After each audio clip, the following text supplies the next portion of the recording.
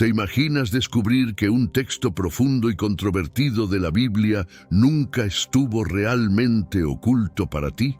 Este texto, cargado de eventos sobrenaturales y visiones apocalípticas, no forma parte de los textos reconocidos por la mayoría de las denominaciones cristianas occidentales.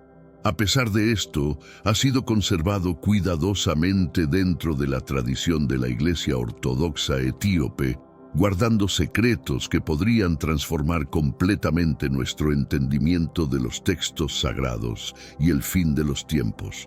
Hoy, en Historias Profundas de la Biblia, exploraremos los secretos del libro de Enoc, una obra que examina el espiritualismo de una manera que quizás ningún otro texto bíblico haya logrado. ¿Por qué fue apartado de los textos sagrados principales? ¿Qué revelaciones nos ofrece sobre los ángeles caídos y sus interacciones con la humanidad? Y, esencialmente, ¿por qué las profecías sobre el Mesías nos resultan tan familiares? Únete a nosotros en esta jornada para desentrañar las visiones enocianas, analizar las batallas espirituales entre el bien y el mal, y descubrir por qué este texto excluido podría ser clave para entender el futuro. ¿Acaso el libro de Enoc, con sus detalladas descripciones de los ángeles caídos y el final de los días, fue excluido a propósito de la Biblia? Vamos a averiguarlo. El libro de Enoc se compone de 5 partes, cada una revelando verdades profundas sobre el universo, lo celestial y el destino de la humanidad. Estos textos nos llevan a un universo donde los ángeles interactuaban abiertamente con los humanos, donde los mandatos divinos eran absolutos y donde lo espiritual y lo material se entremezclaban. ¿Qué hace a esta colección de escritos tan única? ¿Por qué la Iglesia occidental optó por excluirlo, mientras que en Etiopía se ha mantenido como un texto sagrado? Al profundizar en cada una de estas 5 secciones, comprenderás por qué el libro de Enoc fue visto como demasiado revelador y controvertido para ser parte del canon cristiano establecido. Sumérgete con nosotros en cada parte de este texto antiguo y descubre sus enigmas. El libro de los vigilantes. Comienza este compendio enociano con una de las historias más emocionantes de la antigüedad, contando cómo algunos ángeles desobedecieron las órdenes de Dios y descendieron a la tierra, cambiando para siempre el destino humano. Intrigantemente, muchos aspectos de esta narrativa, especialmente la idea de los ángeles caídos, los nefilim y el gran diluvio, resuenan con relatos de las propias escrituras. Profundicemos en el libro de los vigilantes y sus conexiones bíblicas mientras desvelamos la historia de esta rebelión angelical, los conocimientos prohibidos y la destrucción de los nefilim. El libro de los vigilantes cuenta cómo un grupo de 200 ángeles, llamados los vigilantes, fueron asignados por Dios para vigilar y guiar a la humanidad. Sin embargo, bajo la influencia del ángel Semjasa, estos seres se corrompieron debido a su deseo por las mujeres humanas.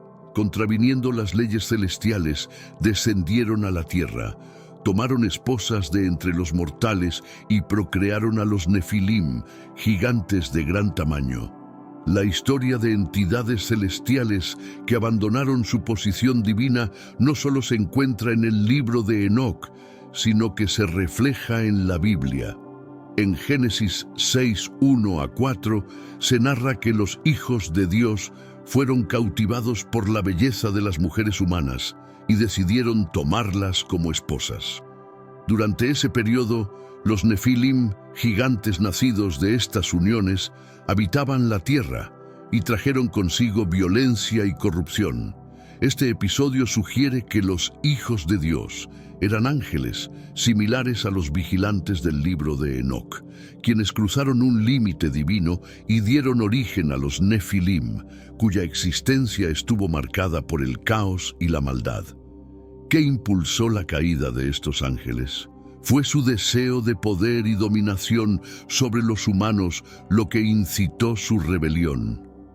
Los Nefilim, resultado de la relación entre estos ángeles y las mujeres, fueron considerados colosos y símbolos de decadencia moral.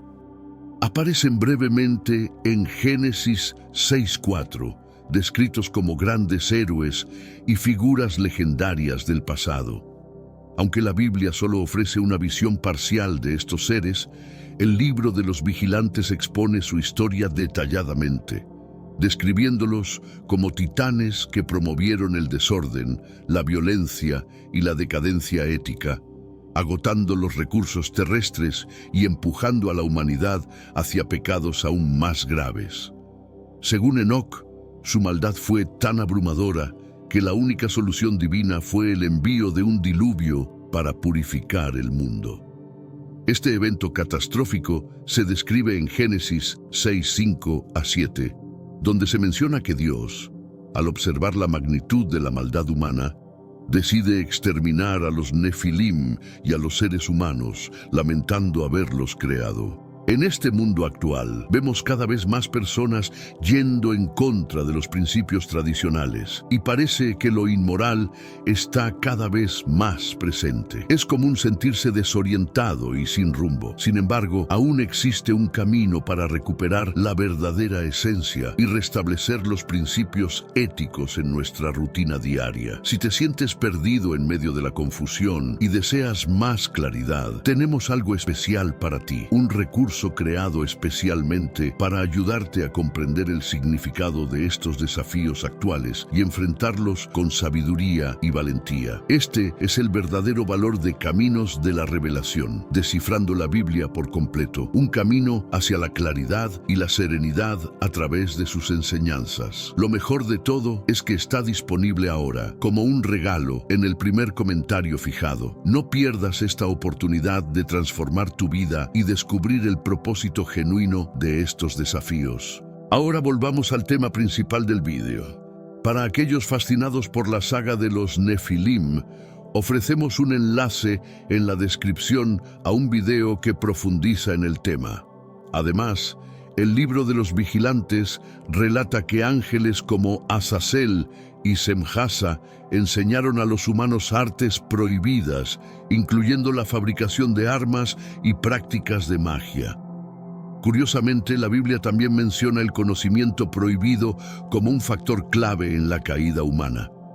En Génesis 3, Adán y Eva son persuadidos por la serpiente para probar el fruto del árbol del conocimiento, un acto que les abrió los ojos a saberes vedados y resultó en su expulsión del Edén.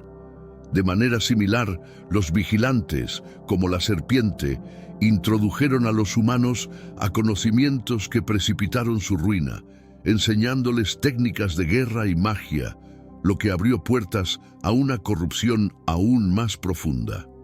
Cuando la degeneración moral en la tierra alcanzó niveles incontrolables, Dios decidió enviar a sus arcángeles Miguel, Gabriel, Rafael y Uriel para que tomaran medidas.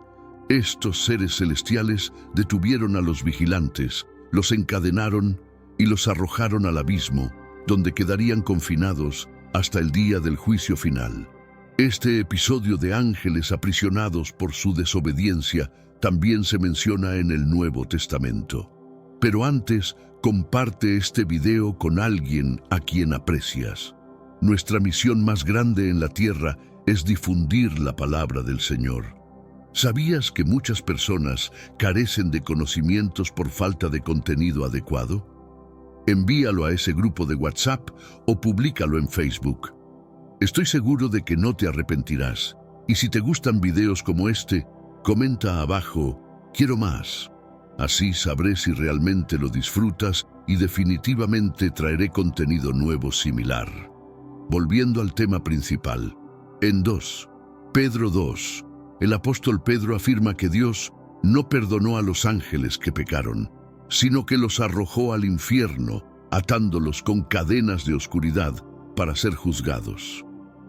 De forma similar, Judas 1:6 relata que los ángeles que no conservaron su dignidad sino que abandonaron su morada. Están encerrados bajo oscuridad, en cadenas eternas para el juicio del gran día. Estos versículos evocan directamente al libro de los vigilantes, en el que se describe a los ángeles rebeldes confinados, aguardando el juicio divino. La profecía en el libro de Enoc anticipa que estos ángeles caídos, a pesar de estar encarcelados, serán juzgados cuando el Hijo del Hombre regrese para instaurar su reino. Según el libro de los vigilantes, el diluvio no fue solo un castigo para la humanidad, sino también una purificación divina para erradicar la corrupción introducida por los vigilantes y sus descendientes, los Nefilim.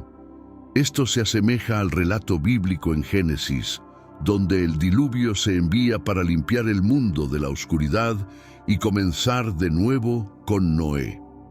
Tanto en Génesis como en el libro de Enoc, el diluvio marca un punto de inflexión en la historia humana, siendo un acto de gracia divina y juicio destinado a restaurar el orden en un mundo abrumado por el pecado.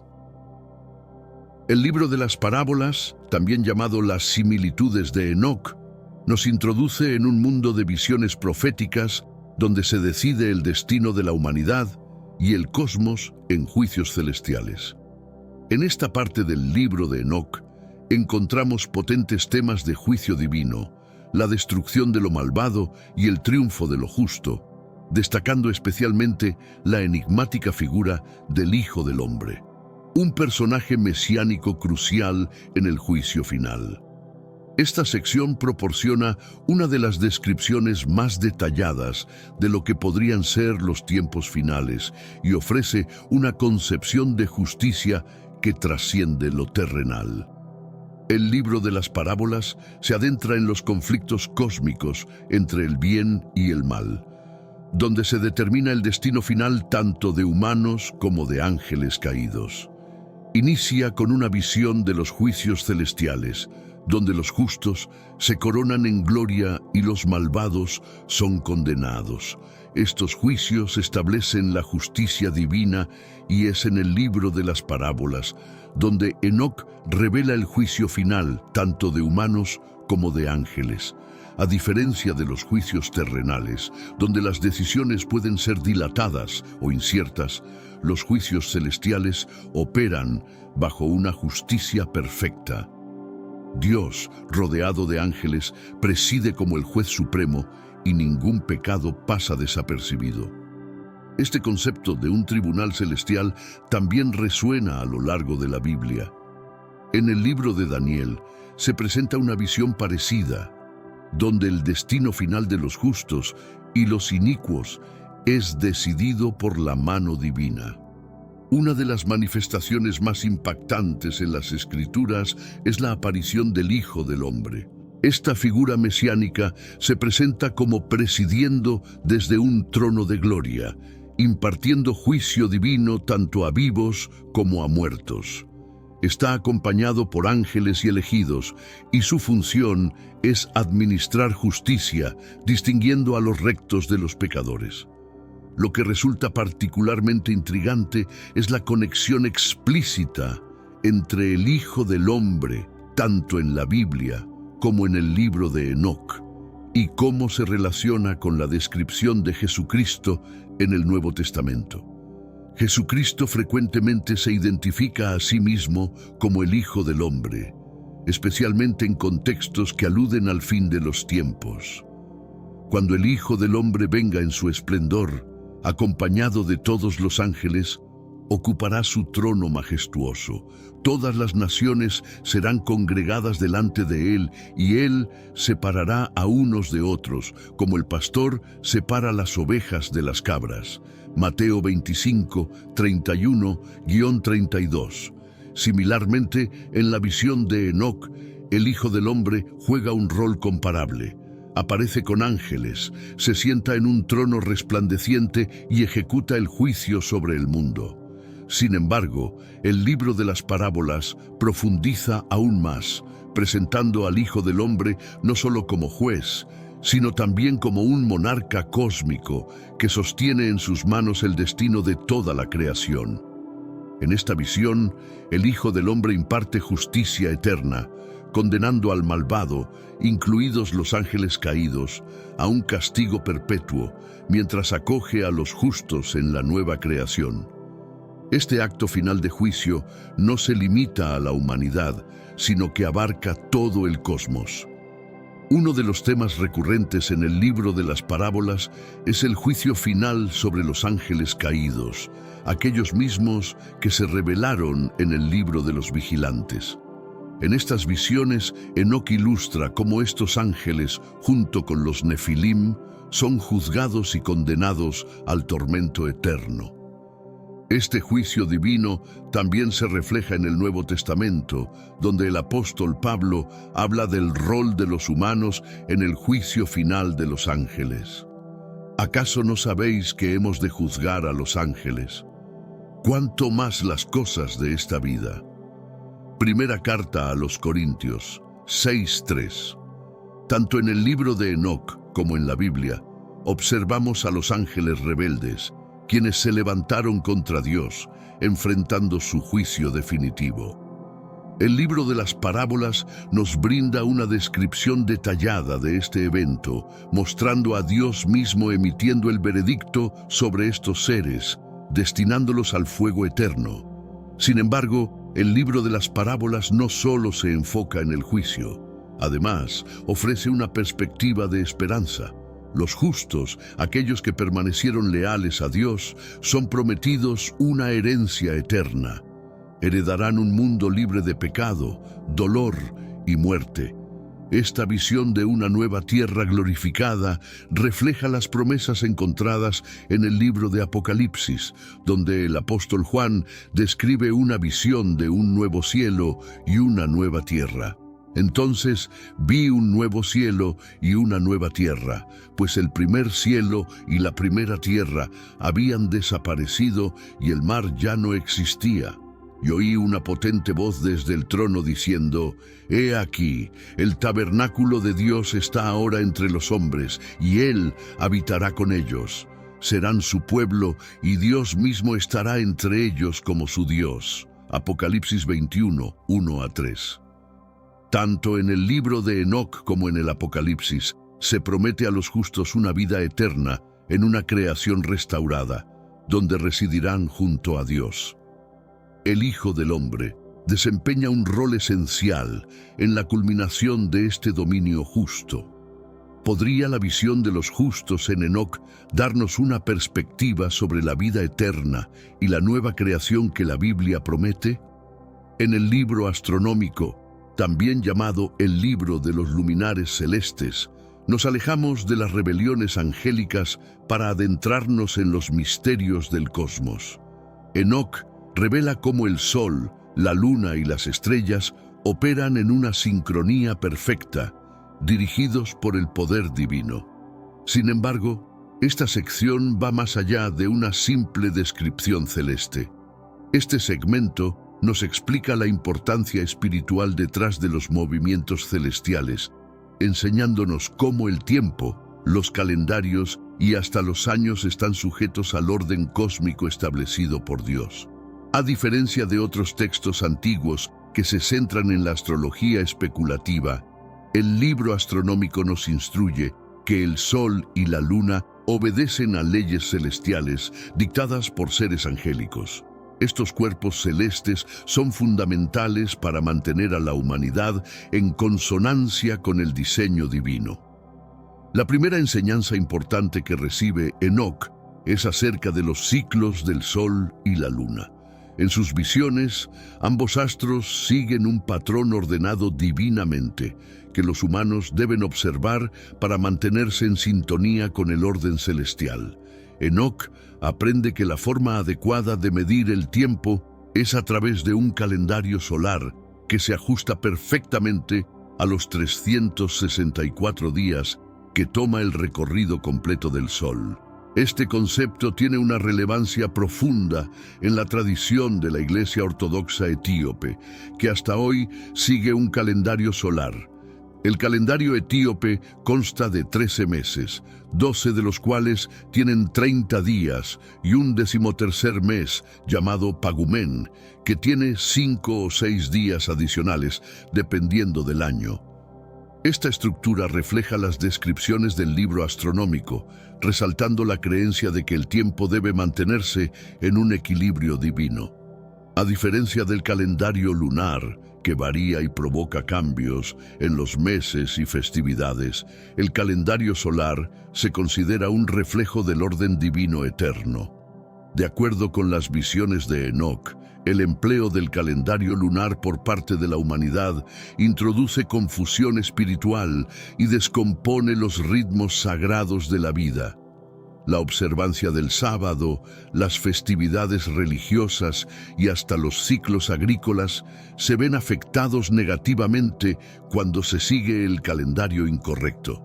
El calendario etíope es uno de los pocos a nivel mundial que sigue de cerca el año solar, tal como se describe en el libro astronómico.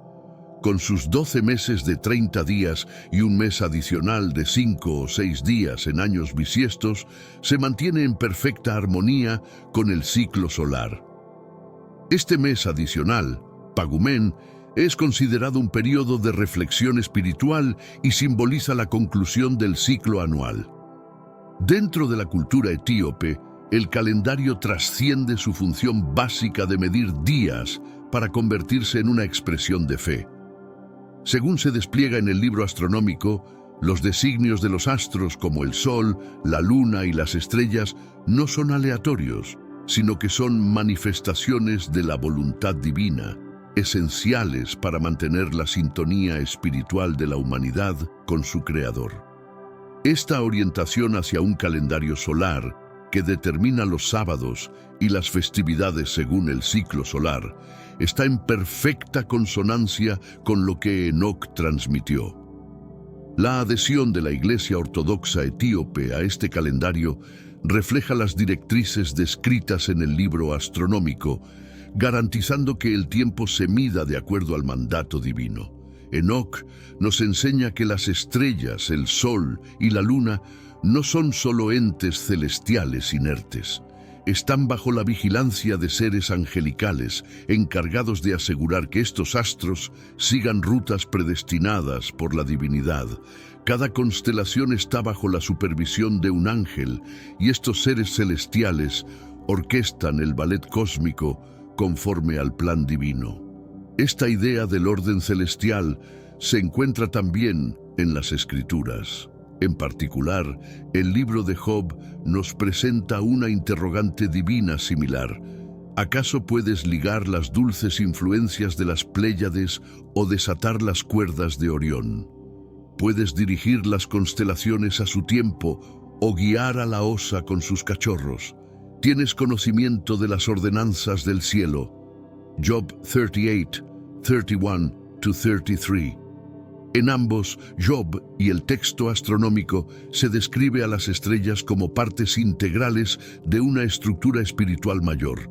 No meramente existen en el vacío, forman parte de un esquema divinamente ordenado controlado por ángeles que aseguran que el cosmos refleje la supremacía de Dios. El libro astronómico nos instruye que los movimientos celestes son el espejo de una sinfonía divina, un cosmos regido por la ley de Dios. El Sol, la Luna y las estrellas acatan las órdenes divinas y sus órbitas declaran la magnificencia de Dios. Esta doctrina se resalta en el Salmo 19, versículos 1-4, que proclama: Los cielos narran la gloria de Dios, y el firmamento anuncia la obra de sus manos. Un día transmite el mensaje a otro día, y una noche a otra noche imparte conocimiento. No es un lenguaje ni son palabras cuyo sonido sea inaudible. Salmo 19, 1-4. Aquí, los cielos son un componente activo en la revelación divina. Los movimientos de los astros no son simplemente eventos naturales, son manifestaciones espirituales que evidencian el orden y la armonía de la creación de Dios. Enoc, en el libro astronómico, argumenta cómo los patrones de los cuerpos celestes reflejan principios espirituales. Este arreglo celestial sirve para recordar a los seres humanos que la creación de Dios opera bajo un diseño divino, un diseño que no solo dicta la posición de las estrellas, sino que también influye en nuestras existencias espirituales. Si piensas que los cielos todavía proclaman la gloria de Dios hoy, comparte tu opinión. Merece más exploración la idea de que los astros pueden ser parte del mensaje divino para nosotros. El libro astronómico también señala las consecuencias de un colapso en este orden espiritual. Según las visiones de Enoc, cualquier perturbación en el Sol, la Luna y las estrellas es un indicativo de que el desorden espiritual se ha instaurado en el cosmos, un caos vinculado directamente con las transgresiones de los ángeles caídos, cuya rebelión trajo confusión tanto espiritual como cósmica. La idea de que el pecado afecta a los cielos también se encuentra en Isaías 24, 19 a 21, donde el profeta describe cómo el pecado humano causa a la tierra y los cielos a temblar. La tierra se rompe, la tierra se despliega, la tierra se despega violentamente. En ese día el Señor punirá los poderes en los cielos y los reyes en la tierra debajo. Isaías 24, 19 a 21. En ambas Isaías y en el libro astronómico, la idea es clara. Cuando la humanidad rebele contra Dios, todo el cosmos se despega de orden. Esta disrupción de los cuerpos cielos no es solo un fenómeno natural, es un signo espiritual de que el mundo ha caído en desobediencia.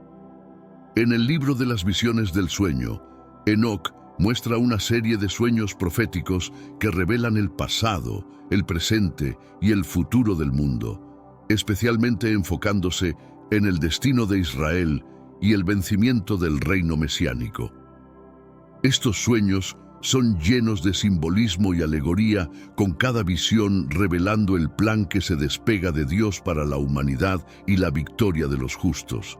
Esta sección del libro de Enoc es a menudo llamada la Apocalipsis animal, debido al uso simbólico de los animales para representar naciones, pueblos y fuerzas espirituales. Los sueños sirven como una lección de la historia cósmica, recortando la historia del mundo desde la creación hasta los tiempos finales. Pero estos no son sueños ordinarios. Revelan verdaderas verdades sobre la lucha entre el bien y el mal, el papel de Israel y el vencimiento del reino mesiánico que restaurará la justicia a la tierra.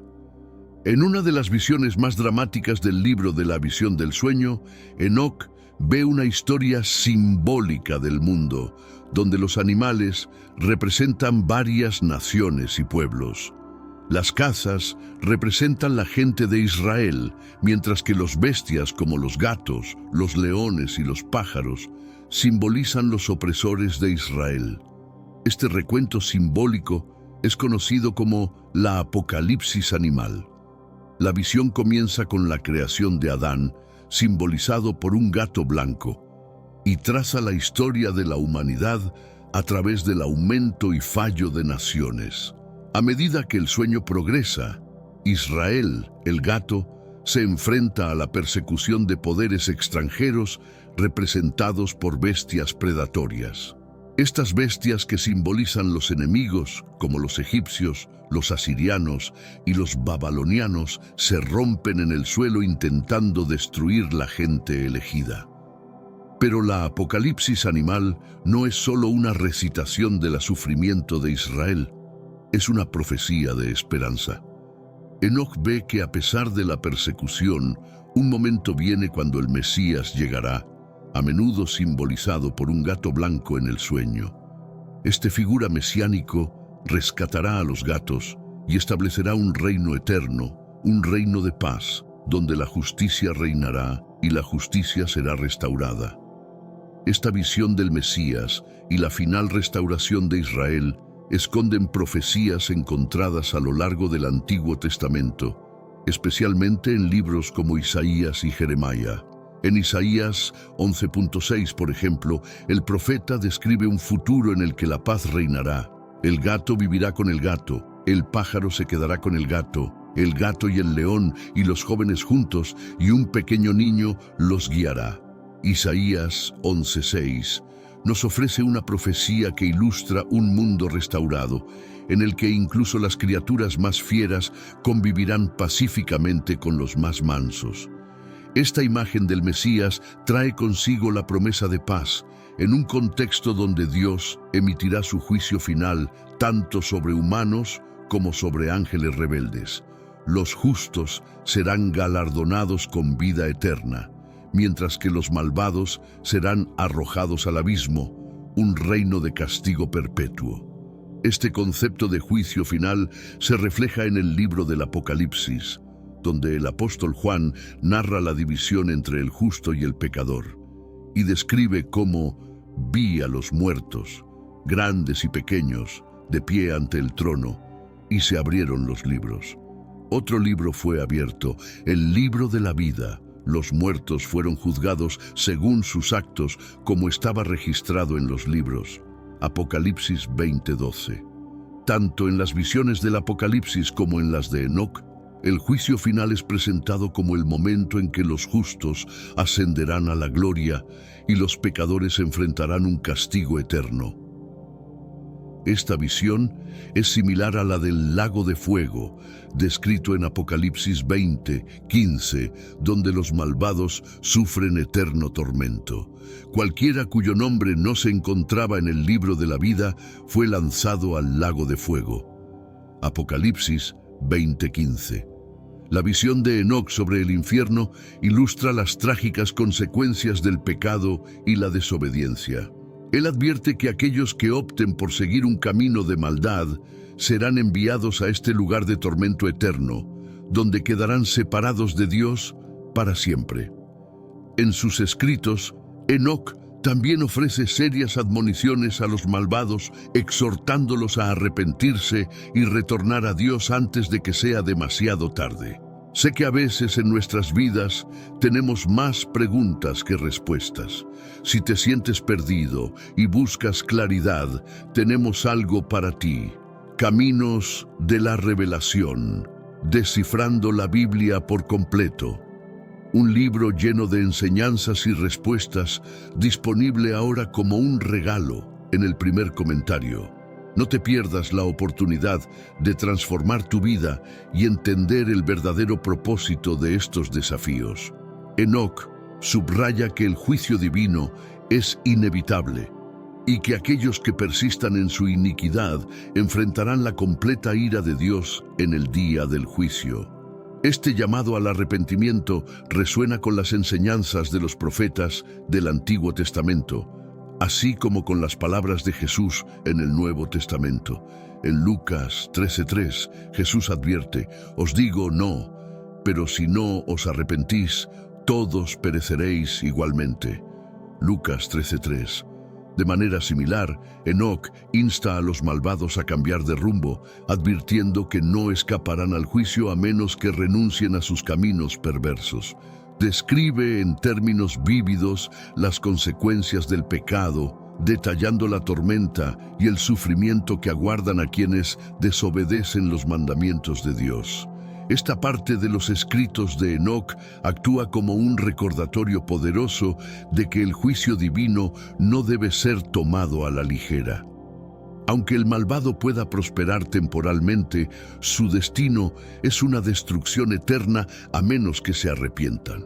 Los escritos de Enoc también nos ofrecen una mirada más detallada al papel de los ángeles en la ejecución del juicio divino.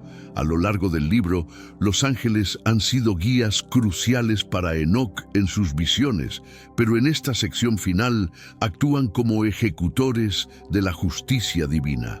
Ángeles como Miguel, Gabriel y Rafael son responsables de reunir a los malvados y arrojarlos al abismo.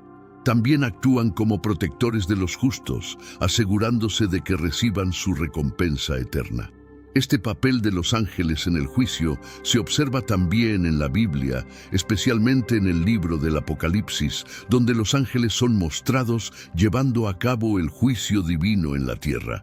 Otro ángel salió del santuario celestial, portando una hoz afilada. Este ángel se inclinó sobre la tierra, cosechó su vendimia y la depositó en el gran lagar de la ira de Dios, según se describe en Apocalipsis 14, 17 a 19. Tanto en Apocalipsis como en la epístola de Enoc, se presenta a los ángeles como ejecutores de la justicia divina, llevando a cabo el juicio final de Dios. A lo largo de nuestra exploración del libro de Enoc, ha quedado evidente que estos textos antiguos abordan profundamente la lucha eterna entre el bien y el mal, el destino de la humanidad y los misterios del reino espiritual. Desde la senda de los vigilantes y el surgimiento de los Nefilim, hasta las visiones apocalípticas del cielo, el infierno y la nueva creación, el libro de Enoc teje una narrativa profética que resuena con temas esenciales de la profecía bíblica. Pero, ¿qué relevancia tienen hoy estas visiones de Enoc para los tiempos finales? Reflexionemos sobre las lecciones clave y las percepciones proféticas que hemos descubierto a través de esta serie. El libro de Enoc consistentemente aborda el tema del juicio divino. Desde el libro de los vigilantes hasta la epístola de Enoc, estos textos subrayan que se acerca un día de juicio en el que Dios distinguirá entre justos y pecadores. Los ángeles caídos, los Nefilim y todos aquellos que se han rebelado contra Dios sufrirán un castigo eterno, mientras que los justos disfrutarán de la vida eterna en una creación renovada. Esta perspectiva del juicio está en consonancia con las profecías extendidas a lo largo de la Biblia, especialmente en libros como Daniel y Apocalipsis. En Apocalipsis observamos una escena similar del juicio final, donde los muertos, grandes y pequeños, estaban de pie ante el trono y se abrieron los libros. Otro libro fue abierto, el libro de la vida. Los muertos fueron juzgados por sus acciones, como estaban registradas en los libros. Apocalipsis 20:12. Al igual que en el libro de Enoc, este juicio no se limita solo a los humanos, sino que también incluye a los ángeles malvados que serán arrojados al abismo. El mensaje es inequívoco: ningún pecado quedará sin castigo y la justicia prevalecerá para todos. Sin embargo, este juicio no es el fin de todo. Tanto Enoc como el Nuevo Testamento anticipan la venida del Mesías que traerá la restauración universal. El Hijo del Hombre, que Enoc vio en sus visiones, regresará para establecer un reino eterno de paz y justicia. El libro de Enoc nos ofrece una de las descripciones más claras de la batalla cósmica entre el bien y el mal, un conflicto que implica tanto a humanos como a ángeles, desde la rebelión de los vigilantes hasta la emergencia de los Nefilim. Hemos presenciado cómo las entidades espirituales han intervenido en el curso humano, en ocasiones para bien y otras para mal. Esta noción de un combate espiritual también es central en el Nuevo Testamento, donde Pablo afirma: porque nuestra lucha no es contra sangre y carne, sino contra principados, contra potestades, contra los gobernantes de la oscuridad de este siglo, contra huestes espirituales de maldad en las regiones celestes. Efesios 6:12. El libro de Enoc nos brinda una visión detrás del telón de esta guerra cósmica, revelando cómo los ángeles rebeldes trataron de corromper a la humanidad, impartiendo conocimiento prohibido y engendrando a los Nefilim. También vemos cómo Dios responde de manera decisiva a estos actos de rebelión, enviando a ángeles como Miguel y Gabriel para restablecer el orden y la justicia. Uno de los aspectos más fascinantes del libro de Enoc son sus visiones finales. Enoc predijo un periodo de intensa tribulación, marcado por el caos, conflictos bélicos y catástrofes naturales que antecederían al día del juicio final. Es posible que algunos de los sucesos descritos en las visiones de Enoc estén manifestándose en nuestra era. Desde crisis globales hasta desastres naturales, muchos interpretan que estamos en los tiempos finales que Enoc profetizó hace milenios. En el Nuevo Testamento, Jesús también mencionó estos días postreros, advirtiendo sobre guerras, terremotos y hambrunas previos a su retorno. Se levantará nación contra nación y reino contra reino. Enoc, en su libro, proporciona más detalles sobre estos eventos apocalípticos, especialmente en su libro de las visiones de los sueños. En estas revelaciones, Enoc observó el ascenso y caída de naciones, la persecución de los justos y la derrota de reyes malignos. No obstante, Enoc también presenció la victoria definitiva del Mesías, donde todo sería restaurado bajo el dominio de Dios. A lo largo del libro de Enoc, se nos ofrecen descripciones detalladas del más allá, donde tanto justos como pecadores se dirigen tras el juicio final. Para los justos, Enoc esboza un panorama de paz eterna, felicidad e iluminación, en comunión con Dios en la nueva creación. Esto refleja la visión en el libro del Apocalipsis, donde los nuevos cielos y la nueva tierra se describen como lugares exentos de sufrimiento y muerte. Él enjugará toda lágrima de sus ojos. Ya no habrá muerte, ni llanto, ni lamento, ni dolor, porque el viejo orden ha pasado. Apocalipsis 21:4. Para los malvados, sin embargo, las visiones de Enoc son considerablemente más aterradoras. Describe el abismo como un lugar de tormento perpetuo, donde los ángeles caídos, los nefilim y todos aquellos que rechazaron a Dios serán castigados. Esta representación recuerda al lago de fuego en el Apocalipsis, donde los que rechazan la gracia de Dios enfrentarán un castigo eterno. El libro de Enoc concluye con un mensaje crucial, un llamado al arrepentimiento. Enoc exhorta a los pecadores a renunciar a sus errores y anima a los justos a mantenerse firmes en su fe.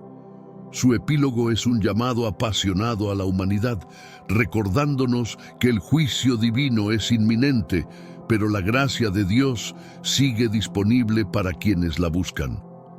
Este mensaje de arrepentimiento resuena a través de la Biblia, especialmente en las enseñanzas de Jesús. En Mateo 4:17, Jesús inicia su ministerio con un mensaje claro: arrepentíos, porque el reino de los cielos se ha acercado. El último llamado de Enoc nos insta a todos a elegir entre el camino de la justicia o el de la iniquidad. Enoc, un personaje enigmático en las Escrituras, tiene una profundidad teológica que ha capturado la atención de estudiosos y creyentes por siglos. Su obra, a menudo asociada con textos apócrifos, se sumerge en las dinámicas celestiales y el destino humano de una manera que complementa y expande las narrativas bíblicas tradicionales. Sus visiones detallan una cosmología rica en ángeles, demonios y un futuro apocalíptico, ofreciendo una perspectiva única sobre la justicia divina y el papel humano en el cosmos. La literatura sobre Enoc introduce conceptos como los vigilantes, ángeles asignados para observar a la humanidad, pero que eventualmente caen en desgracia por transgredir las leyes divinas. Este relato no solo influye en la teología cristiana, sino que también tiene resonancias en otras tradiciones religiosas, evidenciando la interconexión de las mitologías antiguas y su impacto en las creencias contemporáneas sobre ángeles y demonios. El juicio final, un tema recurrente en el libro de Enoc, es tratado con una complejidad que invita a los lectores a reflexionar sobre la moralidad, el destino y la redención.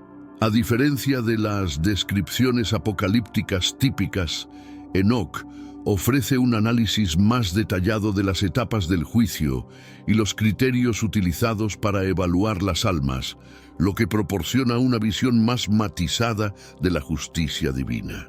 Enoc aborda la noción de un segundo éxodo, una liberación final y completa similar a la salida de los israelitas de Egipto, pero a una escala cósmica.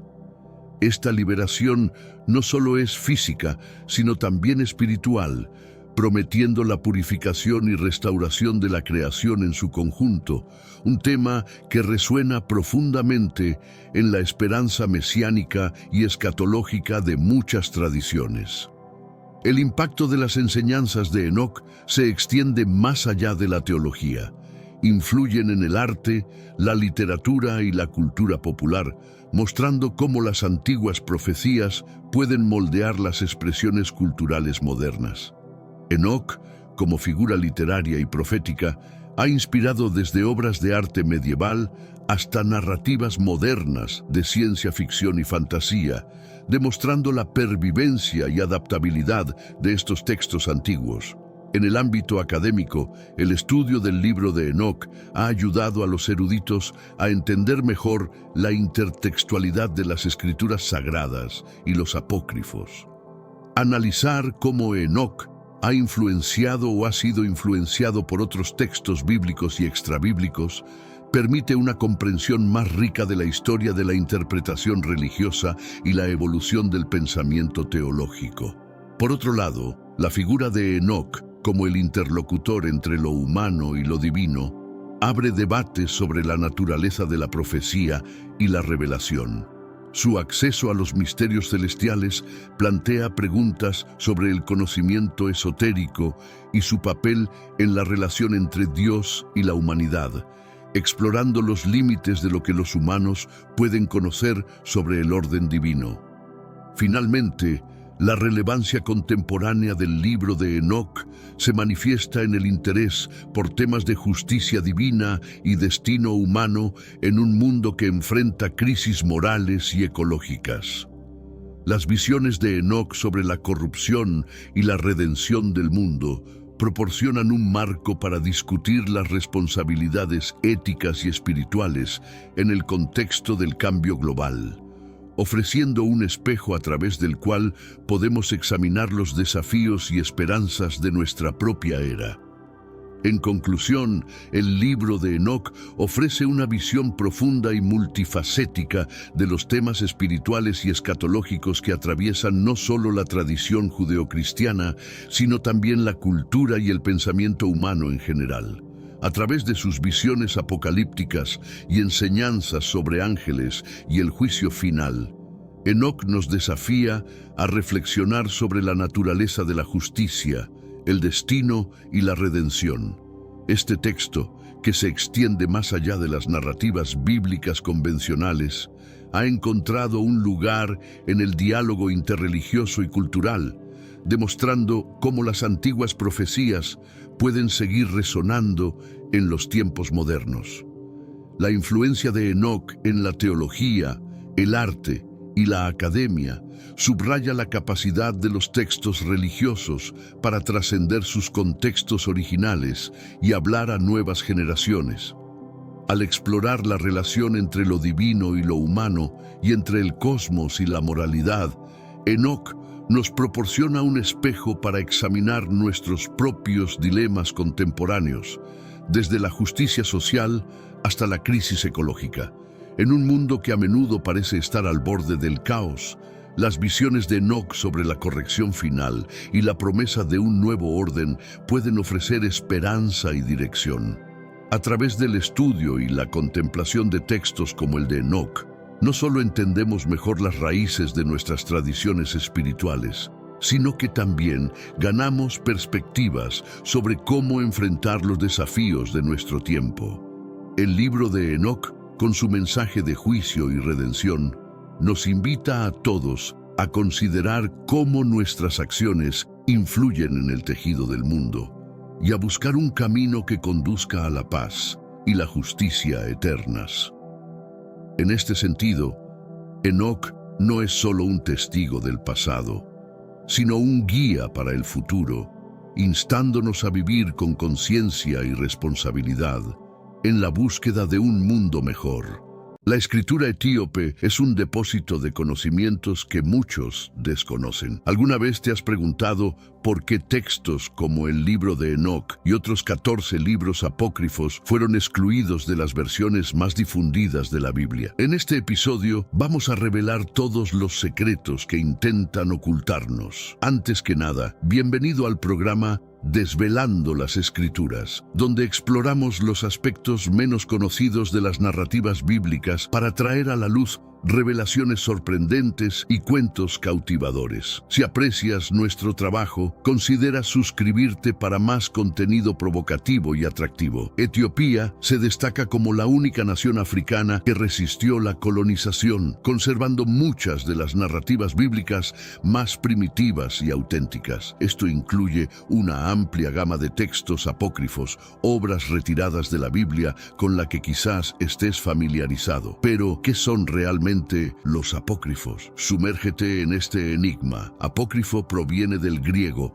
indicando algo oculto o secreto. Estos libros constituyen un conjunto de escritos antiguos que, aunque no son universalmente reconocidos como parte del canon bíblico, poseen varios grados de importancia religiosa.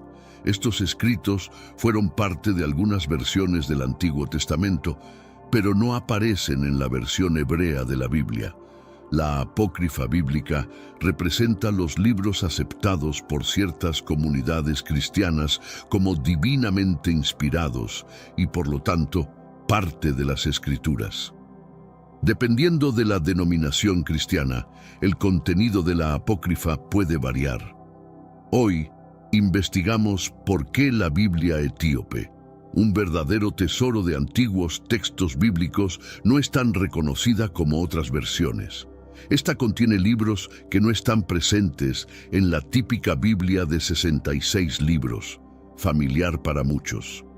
La Biblia etíope no es solo un registro histórico, ofrece una narrativa completa que comienza con la creación y se extiende hasta el Apocalipsis, abordando eventos únicos que no se relatan en otros documentos históricos accesibles al público en general. El enigma de la Biblia etíope radica en su propia existencia. ¿Por qué este antiguo y venerable texto no es más ampliamente reconocido? Las respuestas están entrelazadas con la compleja historia y política de las primeras iglesias cristianas. Las decisiones de excluir ciertos textos e incluir otros han moldeado profundamente cómo la Biblia es percibida y aceptada globalmente. Una de las razones de la oscuridad de la Biblia etíope puede ser la falta de testigos oculares de los albores del tiempo, lo que impide que cualquier autoridad documente definitivamente la creación. La riqueza de la Biblia etíope captura el interés de muchos debido a su contenido único y su profunda tradición. A diferencia de otros cánones bíblicos, comprende 88 libros, incluyendo el libro de Enoc, el libro de los jubileos y varios otros escritos no encontrados en ningún otro lugar. Estos antiguos manuscritos abarcan tanto las escrituras del Antiguo como del Nuevo Testamento, algunos de los cuales son exclusivos de esta compilación. Ciertamente, Etiopía fue pionera en la adopción del cristianismo ya en el cuarto siglo de la era cristiana, demostrando su papel como refugio para aquellos que escapaban de la opresión religiosa en otras naciones. Este compromiso con la fe se evidencia por la mención en la Biblia del encuentro entre Felipe y el eunuco etíope en los Hechos de los Apóstoles, capítulo 8, destacando la expansión del cristianismo más allá de las fronteras judías. En este episodio bíblico, Felipe, uno de los primeros diáconos de la iglesia, es guiado por un ángel para encontrarse con un eunuco etíope que regresaba de Jerusalén, donde había ido a adorar. Mientras viajaba, el eunuco leía el libro de Isaías. Felipe se acerca y lo ayuda a entender las profecías sobre el Mesías, específicamente Isaías 53, 7, 8, que describe el sufrimiento del siervo del Señor. Inspirado por la explicación, el eunuco solicita el bautismo tan pronto como encuentran agua, momento que Felipe atiende de inmediato. Después del bautismo, el eunuco sigue su camino, jubiloso, llevando consigo las enseñanzas de Cristo a Etiopía. Este relato simboliza la inclusión de los gentiles en la fe cristiana e ilustra cómo el Espíritu Santo actuaba en la difusión del Evangelio.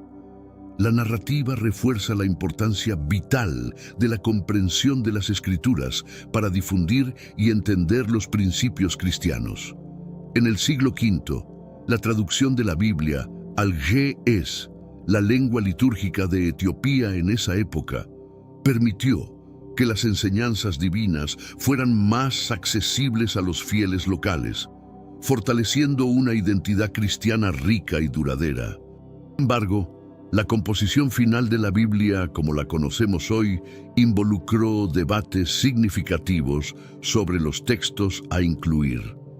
En concilios históricos, como el de Nicea y el primer concilio de Constantinopla, los líderes eclesiásticos definieron cuáles escritos debían ser canonizados, basándose en su autenticidad apostólica y su conformidad con el corpus teológico cristiano ya establecido.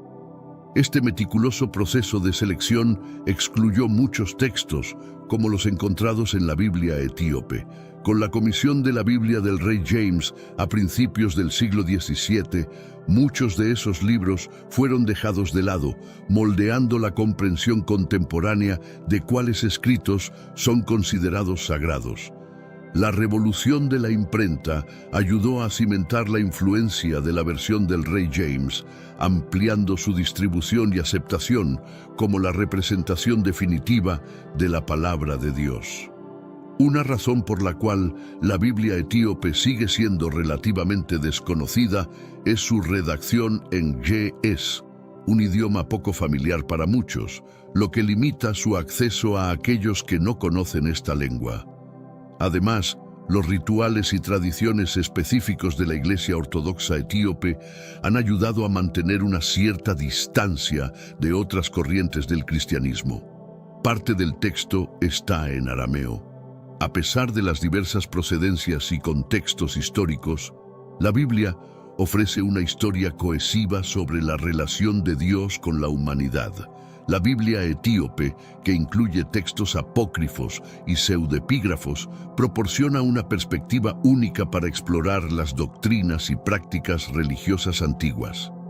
Estos textos son una fuente valiosa de conocimiento sobre las creencias y costumbres de los primeros cristianos, especialmente en Etiopía, uno de los reinos cristianos más antiguos del mundo. El libro del Génesis en la Biblia etíope es particularmente rico, detallando más profundamente la creación, las vidas de los patriarcas y la fundación de las leyes y costumbres judías. El texto aborda la importancia del sábado y presenta un calendario solar, en contraste con el calendario lunar judío tradicional. La estructura temporal etíope se divide en jubileos, ciclos de 49 años, y busca alinear eventos bíblicos dentro de este esquema. Textos como la ascensión de Isaías y el Apocalipsis de Pedro, que exploran la escatología y las visiones sobre el fin de los tiempos, también están presentes. Esta inclusión distingue la Biblia etíope de otras tradiciones cristianas, como las protestantes, católicas y ortodoxas. Mientras que el canon católico incluye 73 libros, incluidos textos deuterocanónicos ausentes en la Biblia protestante, no contiene los textos exclusivos de la tradición etíope. La conservación de escritos como el libro de Enoc y el libro de los jubileos en la Biblia etíope es especialmente notable. Pero antes, comparte este video con alguien a quien aprecias. Nuestra misión más grande en la tierra es difundir la palabra del Señor. ¿Sabías que muchas personas carecen de conocimientos por falta de contenido adecuado? Envíalo a ese grupo de WhatsApp o públicalo en Facebook. Estoy seguro de que no te arrepentirás. Continuando con nuestro estudio, Estos libros, considerados canónicos en Etiopía, ofrecen relatos sobre ángeles, demonios y los orígenes del pecado, ausentes en otros cánones bíblicos. Por ejemplo, el libro de Enoc describe en detalle la caída de los ángeles y su interacción con la humanidad, influenciando la comprensión teológica y cultural sobre el pecado y la redención. Entender las razones para la inclusión o exclusión de ciertos libros del canon bíblico requiere un análisis de los complejos factores históricos, culturales y teológicos que moldearon las decisiones de los primeros líderes eclesiásticos. Las decisiones a menudo se basaban en la autenticidad apostólica de los textos, su consistencia teológica y el valor espiritual que proporcionaban a la comunidad cristiana. La historia del Éxodo, crucial para las tradiciones judía y cristiana, ilustra la liberación de los israelitas de la esclavitud egipcia y su viaje hacia la tierra prometida. Esta narrativa, que menciona Etiopía y Cush, subraya la importancia de esta región en la historia bíblica. La visita de la reina de Sabá al rey Salomón, como se relata en los libros de Reyes, muestra el intercambio cultural y el compartir de conocimientos entre Etiopía e Israel, ampliando nuestra comprensión de estas antiguas civilizaciones. En el Nuevo Testamento, la conversión del eunuco etíope al cristianismo, descrita en Hechos, destaca una de las primeras expansiones del cristianismo hacia África, ejemplificando la inclusividad del mensaje cristiano y el impacto del Evangelio. Hermanos míos, estamos viviendo los últimos días en esta tierra. Quiero recalcar que ya todas las profecías se están cumpliendo y se acerca el momento del fin. Te pregunto ahora, si hoy fuera el día del rapto de la iglesia, ¿estás preparado? Decidí lanzar para ustedes mi libro digital Caminos de la Revelación, descifrando la Biblia por completo. Es exclusivo de nuestro canal y ya ha ayudado a miles de personas en todo el mundo a prepararse para este gran día. Sumérgete ahora mismo en las profundidades de Palabra de Dios y prepárate para este gran día descargando este material que enriquecerá tu vida espiritual. No pierdas el tiempo. Haz clic en el enlace disponible en el primer comentario fijado y descarga de inmediato. Las unidades son limitadas, por lo que es crucial actuar. Ahora, para asegurar el acceso a este poderoso material, hazlo ahora antes de que se acaben las unidades. Por lo tanto, la Biblia etíope no es solo un conjunto de textos religiosos. Es una ventana a la diversidad y riqueza del pensamiento cristiano antiguo. Sirve como testimonio de la larga tradición cristiana en Etiopía y su papel en preservar narrativas únicas que enriquecen nuestra comprensión general de la historia bíblica y religiosa, convirtiéndose en un recurso valioso para académicos, teólogos y cualquier persona interesada en las profundidades de los estudios bíblicos y las variaciones de la tradición cristiana en diferentes culturas. Ciertamente, las bendiciones pronunciadas no eran meros saludos, sino predicciones que definieron el curso de innumerables naciones y culturas. La misión de repoblar la tierra fue asignada a Sem, Cam y Jafet, cada uno estableciendo raíces para generaciones que se desarrollarían en diversas civilizaciones y sociedades. Específicamente, la narrativa bíblica destaca a Cam como ancestro de varias naciones del continente africano.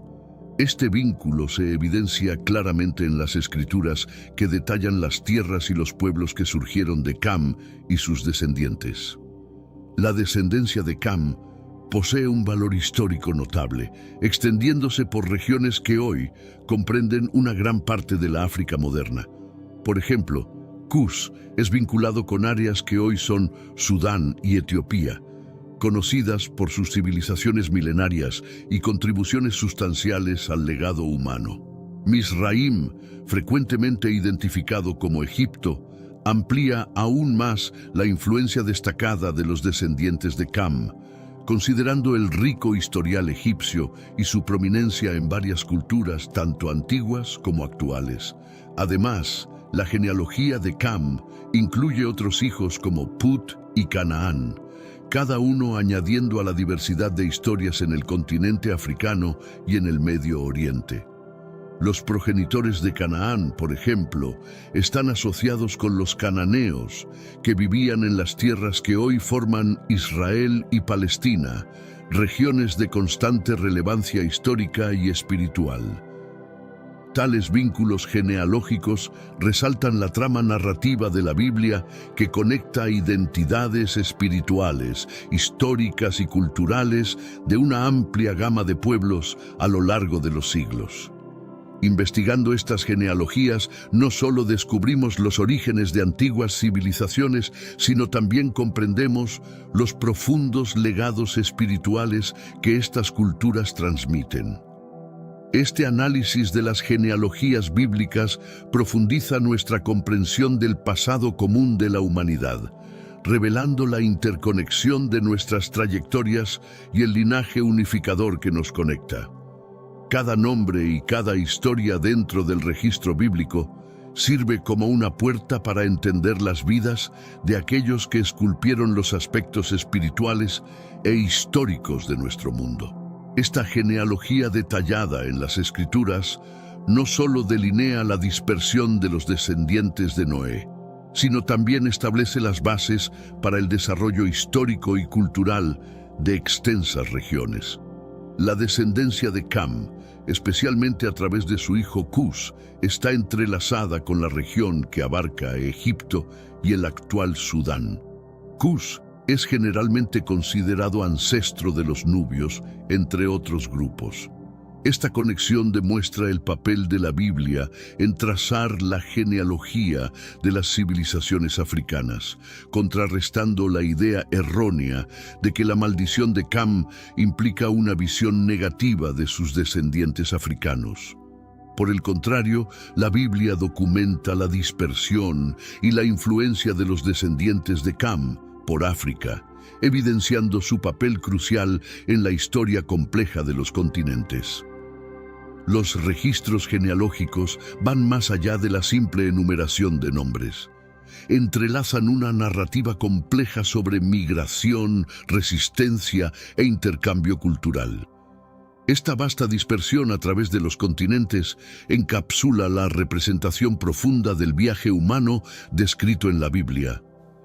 Ella muestra cómo de una única familia, la de Noé, surgieron las variadas culturas y pueblos que habitan el planeta. Cada uno de los hijos de Noé, conforme a sus bendiciones y destinos, estableció las bases para el futuro de sus descendencias. Las bendiciones proféticas de Noé, como se registran en Génesis 9, 25 y 27, no solo determinaron la distribución geográfica de sus hijos, sino que también anticiparon las características espirituales y culturales que definirían sus linajes. La relación especial entre Cam y Dios, destacada por la bendición de Noé, señala un pacto que perpetuaría las tradiciones monoteístas esenciales tanto para el judaísmo como para el islam. A través de estas genealogías, la Biblia trasciende un mero documento histórico y se revela como una fuente divina de perspectivas sobre las dinámicas espirituales y morales que moldearon la civilización humana. Estas narrativas de orígenes y migraciones no son meramente de interés genealógico, están cargadas de significado teológico, reflejando el despliegue del plan divino para la humanidad después del diluvio. Al sumergirnos en estas historias, recordamos la profunda interconexión de la familia humana y la relevancia duradera de estos textos antiguos para entender nuestro pasado colectivo. Al trazar las linajes y migraciones detalladas en la Biblia, desarrollamos una apreciación más profunda por la compleja red de la historia humana y por la narrativa divina que la guía. Los cananeos, conocidos por sus complejas sociedades urbanas y ricas tradiciones culturales, desempeñaron un papel fundamental en el desarrollo del Medio Oriente, como se describe en varios pasajes bíblicos. La historia de Canaán, situada en el Medio Oriente, es crucial para comprender la historia más amplia de los descendientes de Cam. Esta conexión refuerza los destinos entrelazados de los pueblos y muestra que los descendientes de Cam no solo moldearon la historia africana, sino que también ejercieron una influencia significativa en las civilizaciones del Medio Oriente. La genealogía de Canaán es particularmente rica en detalles, reflejando su importancia en la narrativa bíblica. Génesis 10 enumera sus hijos, incluyendo a Sidón, Het y varios otros que fundaron las principales tribus cananeas. Estas tribus, cada una con su propia identidad y territorio, contribuyeron al mosaico cultural de la región. Las historias de estas tribus proporcionan perspectivas sobre el antiguo panorama geopolítico del Medio Oriente, ilustrando las interacciones, conflictos y alianzas que moldearon su historia. La trayectoria de los descendientes de Cam es un testimonio del esparcimiento de la civilización humana a través de los continentes y del profundo impacto de estos pueblos antiguos en la historia mundial. Desde la influencia de Kush en las regiones que hoy son Etiopía y Sudán, hasta el legado de Mizraim en Egipto, cada hijo de Cam estableció linajes que dejaron marcas duraderas en toda África y el Medio Oriente. El relato bíblico de estas genealogías ofrece más que un simple registro histórico. Proporciona un marco para entender las profundas conexiones entre diferentes culturas y la herencia compartida de la humanidad, explorando las linajes de Sem, Cam y Jafet. La Biblia no solo mapea la dispersión física de los descendientes de Noé, sino que también teje una narrativa que abarca dimensiones culturales, éticas y espirituales. Este extenso levantamiento genealógico nos ayuda a comprender la complejidad del entramado de la historia humana y la conexión entre diversas civilizaciones. Al explorar estas narrativas, nos enfrentamos a la rica diversidad de la familia humana y al impacto duradero de estos antiguos pueblos en el mundo contemporáneo. Analizar estas genealogías nos invita a reflexionar sobre las implicaciones de estos relatos para entender los orígenes y los movimientos poblacionales, el surgimiento y desarrollo de civilizaciones y la influencia persistente de estas culturas antiguas en la sociedad actual. Cada nombre y linaje en las escrituras encapsula una historia de supervivencia, adaptación e influencia, enriqueciendo nuestro entendimiento sobre la continuidad de la historia humana y su expansión. Para aquellos fascinados por las profundas raíces históricas y los impactos duraderos de estas figuras antiguas, las genealogías bíblicas son una invitación a un intrigante viaje a través del tiempo. Nos desafían a reconocer cómo nuestras historias están entrelazadas y cómo, a través de estos textos ancestrales, podemos discernir las fuerzas que han moldeado la experiencia humana a lo largo de milenios. La civilización egipcia, por ejemplo, mezcló sus profundas tradiciones con innovaciones que impulsaron avances culturales y tecnológicos significativos. El legado de Mizraim y sus descendientes domina la narrativa histórica de Egipto, retratando una civilización que era a la vez vibrante y capaz de logros grandiosos. Esta narrativa también destaca el impacto significativo de la geografía en el desarrollo cultural y político. La posición estratégica de Egipto, conectando África con el cercano Oriente, se transformó en un crisol cultural y un punto crucial para interacciones entre diversas civilizaciones. Estas interacciones enriquecieron la cultura egipcia, convirtiéndola en una de las más sofisticadas del mundo antiguo. Las contribuciones de Egipto al arte, la arquitectura, la ciencia y la gobernanza aún son veneradas hoy, destacando el legado duradero de los descendientes de Cam. La historia de Mizraim y su papel en el desarrollo de la civilización egipcia sirve como un claro ejemplo de cómo las genealogías bíblicas pueden enriquecer nuestra comprensión de los desarrollos históricos y culturales. Seguir las linajes y migraciones de los descendientes de Noé, la Biblia nos proporciona un marco para entender la dispersión de los pueblos y el surgimiento de civilizaciones antiguas. Este enfoque genealógico no solo nos ayuda a apreciar el contexto histórico de estos desarrollos, sino que también ilumina la interconexión de la historia humana. A través de la historia de Misraim, la Biblia nos enseña sobre la importancia de los legados culturales e históricos. Muestra cómo las acciones individuales y colectivas pueden moldear el curso de la historia, influyendo no solo en las sociedades contemporáneas, sino también en las generaciones futuras.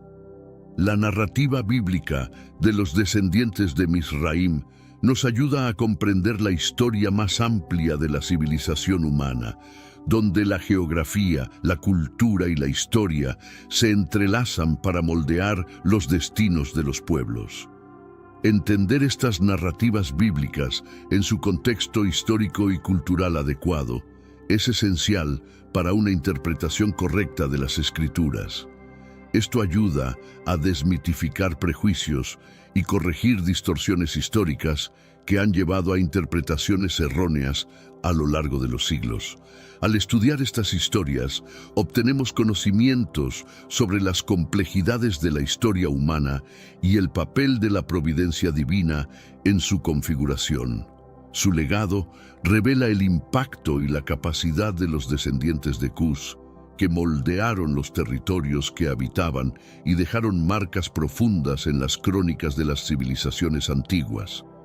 La valentía de Nimrod, destacado como un gran cazador ante el Señor, va más allá de la mera fuerza física o habilidad para cazar. Simboliza liderazgo, vigor y la habilidad para nutrir y desarrollar sus comunidades. Este relato en Génesis resalta valores apreciados por las sociedades de donde surgieron estas historias, tales como el coraje, el liderazgo y la innovación. Las ciudades fundadas por Nimrod, especialmente Babel, se destacan en la tradición bíblica, vinculadas a la historia de la Torre de Babel. Este episodio trata temas de aspiración humana, intervención divina y la diversificación de las lenguas. Refleja la tensión entre la ambición humana y los designios divinos, mostrando cómo los emprendimientos de Nimrod llegaron a un punto crucial en la narrativa bíblica que explica la dispersión de los pueblos y lenguas por el mundo. Nimrod, en estas narrativas, sirve como una figura central en el desarrollo de la civilización urbana en el antiguo Oriente Próximo. Sus esfuerzos por construir ciudades marcan la transición de grupos nómadas a comunidades sedentarias que, con el tiempo, sentarían las bases de grandes imperios. Estos centros urbanos fueron catalizadores del desarrollo cultural, comercial y del intercambio de ideas, impulsando el surgimiento de algunas de las civilizaciones más antiguas. Además, la mención de Nimrod y las ciudades que estableció subraya la interconexión de los pueblos antiguos. Las áreas mencionadas en Génesis funcionaron como puntos de encuentro de diversas culturas y etnias que se influenciaban mutuamente a través del comercio, los conflictos y las migraciones. Esta red de conexiones es vital para entender la historia antigua, destacando la naturaleza dinámica de las interacciones humanas y la fluidez de las fronteras entre estados y culturas antiguas. La historia de Nimrod también es esencial para comprender la importancia del liderazgo y la visión estratégica en el mundo antiguo, proporcionando un trasfondo histórico y cultural para la ascensión de gobernantes poderosos capaces de movilizar recursos y personas para erigir ciudades monumentales y estructuras sociales robustas. La habilidad de organizar y unir grupos diversos bajo una única visión de liderazgo es una característica destacada de los personajes bíblicos descendientes de Cus, reflejando su impacto significativo en el desarrollo histórico. Así, la historia de Nimrod y las ciudades que fundó no se trata solo del establecimiento físico de estos lugares, sino también de las innovaciones culturales y sociales que acompañaron estos desarrollos. Es una crónica de la civilización misma que encapsula temas de crecimiento, ambición y las complejas interacciones entre la providencia divina y la iniciativa humana. Al explorar estas narrativas, no solo disfrutamos de la rica tapicería de la historia bíblica, sino que también ampliamos nuestra comprensión de la historia humana en general, una historia de cómo pueblos diversos de diferentes orígenes contribuyeron al desarrollo de las civilizaciones globales. La historia de Nimrod, al igual que las de sus contemporáneos, nos invita a reflexionar sobre el legado de figuras antiguas cuyas vidas y logros siguen resonando en la conciencia histórica y el patrimonio cultural de las sociedades modernas. Este análisis genealógico nos permite apreciar cómo áreas como Sudán y Etiopía, ricas en historia antigua, fueron fundamentales para el desarrollo de civilizaciones. La asociación de Cam con estos lugares no solo sugiere un vínculo geográfico, sino que también valida su huella cultural en las comunidades locales. Aunque no hay pruebas arqueológicas definitivas, estas conjeturas ilustran cómo las figuras bíblicas son inmortalizadas en la memoria e identidad cultural de diversos pueblos. Por ejemplo, en Etiopía, el mito que involucra a Cam se conecta directamente con las leyendas históricas de la reina de Saba y de Menelik, quien supuestamente trajo el Arca de la Alianza a la región. Estos relatos, que son pilares del folclore nacional, se vinculan directamente a los descendientes bíblicos de Cam, reforzando su importancia para la identidad nacional etíope. De manera similar, en Sudán, los mitos pueden situar a Cam en el contexto de los antiguos reinos nubios, conocidos por sus intercambios con el antiguo Egipto, tradicionalmente conectado a Cam a través de su descendiente Misraim. Estas narrativas locales pueden presentar a Cam como un ancestro real o como una figura patriarcal, central para la grandeza de los reinos nubios y cusitas. Estas leyendas reflejan la tendencia humana de buscar conexiones con el pasado, posicionando figuras legendarias en escenarios geográficos específicos, enriqueciendo la narrativa histórica local y otorgando a la región un significado espiritual e histórico más profundo. La exploración de estas leyendas revela cómo las historias bíblicas se entrelazan con la identidad cultural, moldeando percepciones y tradiciones a lo largo del tiempo. Destacan el impacto significativo de las genealogías bíblicas, no solo en la construcción de entendimientos históricos y culturales, sino también en fomentar un sentido de continuidad entre los descendientes de figuras antiguas. Aunque no se conozcan detalles concretos sobre la vida de Cam, su legado y el papel de sus descendientes en varias civilizaciones se celebran en narrativas culturales, prácticas y estudios históricos. Esta fusión entre historia, mitología y narrativa bíblica demuestra la influencia perdurable de estas figuras antiguas y cómo las historias continúan inspirando y moldeando generaciones. El estudio de los orígenes e historias de Cam y sus descendientes no solo profundiza nuestro conocimiento sobre las narrativas históricas, sino que también enfatiza nuestra responsabilidad de comprometernos constructivamente con nuestro pasado. Al valorar las diversas contribuciones culturales, podemos vislumbrar un futuro más inclusivo y justo basado en los principios de amor y respeto presentes en las Escrituras. Traducida al griego en el siglo III a.C.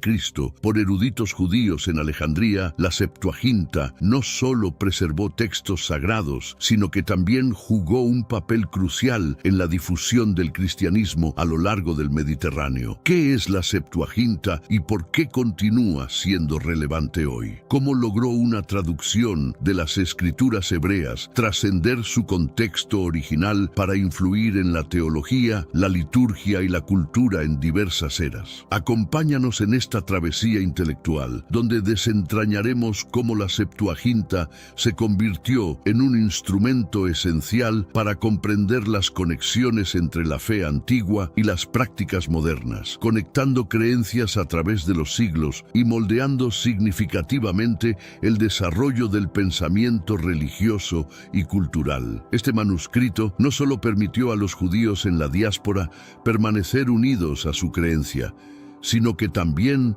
facilitó la difusión de los principios cristianos mediante un idioma común. Lo que distingue a la Septuaginta no es únicamente su antigüedad, sino también los textos suplementarios que incorpora, muchos de los cuales no aparecen en otras ediciones de la Biblia. Estos textos adicionales incluyen obras como Tobit, Judit y los libros de los Macabeos, ofreciendo una visión distinta sobre la historia y teología de aquel tiempo. Durante generaciones, la Biblia griega ha sido centro de debates y polémicas. Ha sido aceptada y rechazada, exaltada y desplazada. No obstante, su influencia y legado perduran, afectando tanto la teología como la cultura espiritual hasta nuestros días. Te invitamos a descubrir por qué la Septuaginta ha sido tan crucial en la historia espiritual y cómo su existencia continúa desafiando nuestra comprensión del pasado y del presente. El origen de la Septuaginta se remonta al siglo III a.C. en la efervescente Alejandría, Egipto, una ciudad fundada por Alejandro Magno que rápidamente se erigió como un núcleo cultural y académico del mundo helénico. En esta urbe multicultural, donde predominaba el griego, residía una significativa comunidad judía. Estos judíos de la diáspora, a pesar de conservar sus rituales y creencias, comenzaron a olvidar el hebreo, su lengua sagrada. Para abordar esta cuestión, un conjunto de académicos judíos empezó la labor de traducir las escrituras hebreas al griego. Esta labor de traducción no solo haría accesible su doctrina a aquellos que ya no dominaban el hebreo, sino que también posibilitaría a los gentiles entender mejor la fe judía. Pero antes de continuar, comparte este video revelador con alguien que amas. Puede ser por WhatsApp o incluso Facebook. Nuestra misión como creyentes es difundir a tantas personas como sea posible las enseñanzas de nuestro Señor. Y si buscas el camino de Dios y te gustan contenidos como este, comenta abajo: "Yo te acepto, Jesús". Solo así sabré si realmente quieres nuevos estudios como este. Según la tradición, 72 académicos, 6 de cada una de las 12 tribus de Israel, fueron convocados para efectuar esta traducción, trabajando de forma independiente y consiguiendo un resultado asombrosamente uniforme, considerado un milagro divino. Este evento es el que le da nombre a la obra, la Septuaginta, que significa 70 en latín, reflejando la influencia del Imperio griego. El papel del Imperio griego en la narrativa bíblica es esencial. Para contextualizar y profundizar en este viaje, es relevante citar las escrituras que se refieren a la traducción de las lenguas y la diseminación de la palabra, como en Nehemías 8:8, donde se menciona cómo se leía el libro de la ley de Dios claramente y se daba el sentido para que entendiesen la lectura. Este versículo resalta la importancia de la claridad y comprensión en la transmisión de las escrituras sagradas. Alejandro Magno, con sus campañas de expansión, no solo extendió su territorio, sino también la cultura helenística. Este fenómeno de helenización esparció el idioma, la filosofía y las costumbres helénicas a lo largo del Mediterráneo. A la muerte de Alejandro, su imperio fue repartido entre sus comandantes, aunque la huella cultural helénica se mantuvo robusta, particularmente en metrópolis como Alejandría. Esta penetración del helenismo impactó profundamente a la comunidad judía de Alejandría. El idioma griego se adoptó como vehículo de comunicación y empezó a haber un entrelazamiento entre la filosofía griega y las concepciones judías. Esta amalgama cultural y lingüística catalizó la necesidad de traducir las escrituras hebreas al griego, no solo para conservar la religión judía entre los helenohablantes, sino también para exponer estas enseñanzas a un auditorio más diverso. La elaboración de la Septuaginta fue un emprendimiento complejo.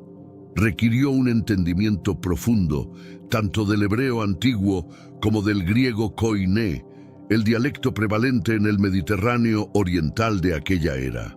Los traductores debían no solo transcribir palabras, sino también traducir conceptos y contextos culturales que a menudo no poseían correspondencias directas en griego. Uno de los retos más destacados fue la conversión de términos teológicos y legales judíos específicos. Por ejemplo, el término hebreo Torá fue traducido al griego como nomos, ambos significando ley, aunque con sutiles diferencias en cada contexto cultural. Esta labor de traducción, aunque intrincada, hizo que los textos sagrados judíos se volvieran accesibles a un público más amplio, facilitando la difusión de las ideas judías y, con el tiempo, cristianas, a través del mundo helenístico. La Septuaginta tuvo una influencia notable en la comunidad judía de la diáspora. Les permitió a los judíos helenizados conservar su identidad religiosa y cultural en un contexto mayormente griego. También propició el intercambio entre judíos y gentiles, fomentando un mejor entendimiento y aceptación de las ideas religiosas judías en el contexto greco-romano. Para los primeros cristianos, la Septuaginta fue fundamental. Muchos de los primeros conversos eran judíos, helenizados o gentiles griego parlantes. La Septuaginta ofreció una base textual común que fue utilizada por los apóstoles y otros misioneros cristianos para predicar y enseñar. De hecho, la mayoría de las referencias al Antiguo Testamento en el Nuevo Testamento provienen de la Septuaginta, lo que resalta su relevancia para los primeros cristianos. Su utilización fue clave para la expansión del cristianismo. La comprensibilidad del griego facilitó la diseminación de las enseñanzas de Jesús y los escritos apostólicos a través del Imperio Romano. La Septuaginta, al ser en un idioma ampliamente comprendido, hizo que las escrituras fueran accesibles para una audiencia más vasta, promoviendo la conversión de los gentiles. Además, ciertos conceptos filosóficos y teológicos griegos incorporados en la Septuaginta ayudaron a los primeros cristianos a comunicar sus ideas de manera que resonaran con la cultura helénica. Por ejemplo, el concepto de logos, palabra, utilizado en el Evangelio de Juan, tiene raíces tanto en la filosofía griega como en la teología judía, facilitando que Juan presentara a Jesús como el Logos encarnado de una forma que era comprensible para ambos públicos. Alejandro Magno no solo expandió sus dominios territoriales, sino que también propagó la cultura helénica, conocida como helenismo. Este proceso de helenización llevó el idioma griego, sus filosofías y costumbres a través del Mediterráneo. Tras su fallecimiento, aunque su imperio se fraccionó entre sus generales, la influencia cultural helénica persistió, destacándose en ciudades como Alejandría. La penetración del helenismo fue especialmente notable entre los judíos alejandrinos. El griego se transformó en el vehículo de comunicación dominante. y los pensamientos filosóficos griegos comenzaron a entrelazarse con las concepciones religiosas judías. Esta mezcla de culturas y lenguajes desencadenó la necesidad de una traducción de las escrituras hebreas al griego, no solo para conservar la fe judía entre los parlantes de griego, sino también para exponer sus escritos a una audiencia más amplia. Convertir la Septuaginta de hebreo a griego no fue un proceso trivial. Exigía un conocimiento profundo del hebreo antiguo y del griego koiné, el dialecto común en ese entonces en el Mediterráneo oriental. Los traductores debían adaptar no solo palabras, sino también contextos culturales y conceptos que a menudo carecían de equivalentes directos en griego. Uno de los obstáculos más grandes fue la adaptación de términos teológicos y legales judíos. Por ejemplo, Torá, que en hebreo significa ley, se tradujo como nomos en griego, también significando ley, pero con connotaciones ligeramente distintas en cada contexto cultural. Este meticuloso trabajo de traducción, aunque complejo, hizo los textos sagrados judíos accesibles a un público más extenso, facilitando la difusión de ideas judías y más tarde cristianas a través del mundo helénico.